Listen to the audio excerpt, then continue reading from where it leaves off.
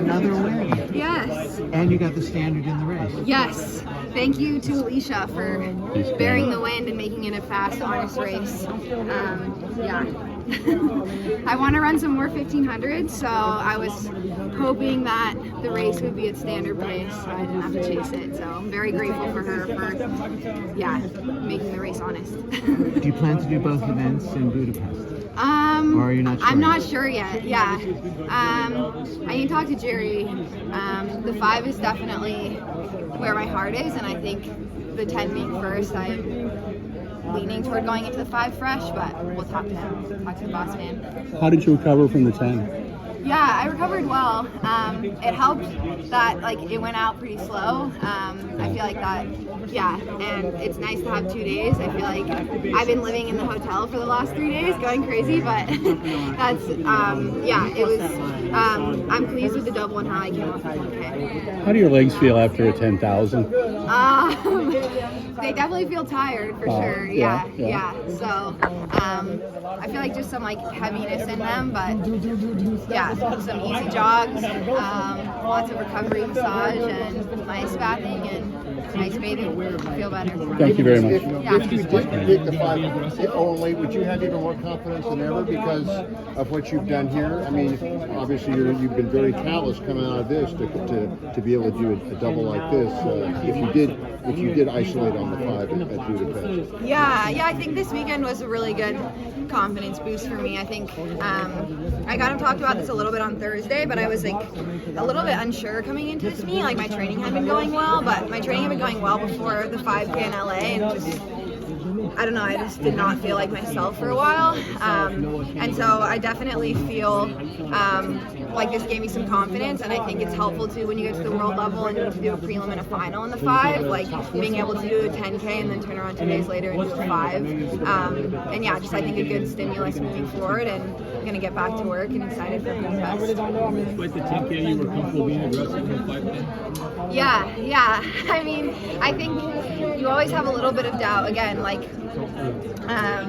to go back to the 10K started out pretty conservative, and so I think I was I felt good the last mile, but it was pretty conservative, so it was I wasn't sure what Alicia and Josette were going to do, but the fact that they were both in it, I figured that they would probably push from pretty early on, or at least the halfway point. So I was ready for a hard race, and I'm glad my body responded well, and I was able to do that. So yeah. A couple of days ago, you said you were thinking of doing the 1500, maybe lobbying Jerry to do the 1500. Yeah. Why?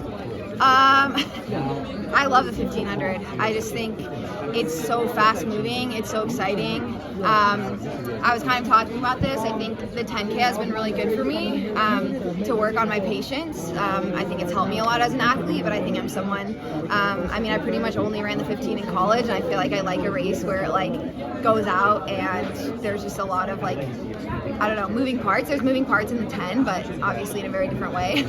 You're out there for 30 plus minutes. And I think I was excited about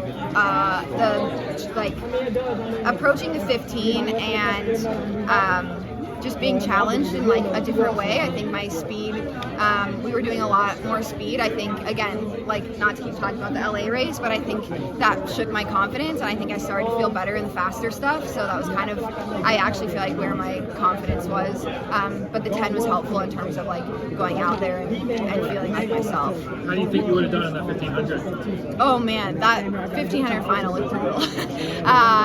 It was crazy. I feel like it was super physical. I was really amazed by all the women in the 1500, and I think obviously ran amazing. I feel like to PR in the prelim and then PR by so much in the final. So it was a fun race to watch. I'm glad I chose the 10 and the 15, or the 10 and the 5. Yeah. You've had a great weekend personally, but for Bowerman, it's been kind of rough. Some DNSs, some poor results. How has that been for you? Yeah, it's been a really hard weekend for our team, and it's hard. It's hard to compartmentalize that, especially with people that you care very deeply about and you see train you know, day in and day out, and all the work that they put in. I think especially with Chris on the 5K today, it's just like we trained so well together and we raced really well together, and that was really hard and really sad not to have that. And then between, you know, Courtney and Grant as well. So it's been just I think you know, a big transition year as a team in general. So yeah. What has that transition been like for you? Yeah. Oh man, I just think, you know, an adjustment to being in a new spot and figuring out, you know, Jerry balancing both things and just adjusting to a new place. I think it's made us really close as a team, which I'm really grateful for, because it's like we're all in the same boat. And again, I think it's been a really positive thing this weekend in terms of feeling like, okay, we like train at this track every day. Like, I think that's something that actually really helped me this year, helped me stay like really calm and composed, because I was like, okay, we do like strides before a workout on the warm-up track and things like that. So it felt very much, yeah, like a nice comfort to it. Do you feel like you get the same amount of attention as you did before Jerry and Shalane started coaching the Oregon team? Yeah, I actually feel like they've done a really good job. Yeah, I don't know how they do it. Jerry, like, especially when we're, you know, away at altitude and he's juggling it all. So it's like a bit easier when we're here. But he's done a good job, I'd say, especially at this most recent camp in Park City.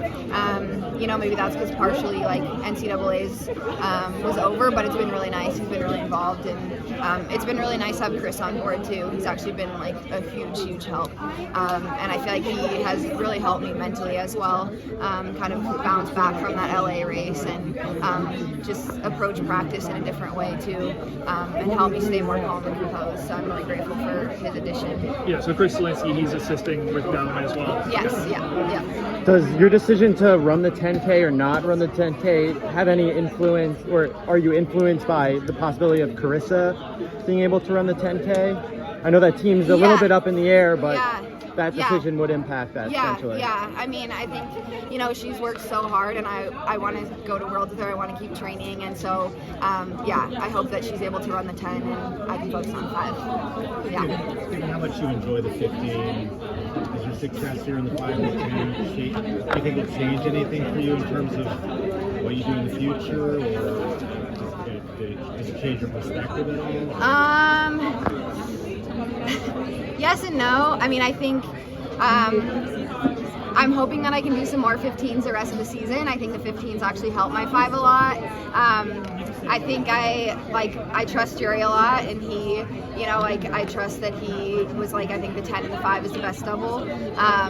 And he's like, I think, you know, the 5 should be your focus, because I think it kind of combines that strength and speed in a really good way.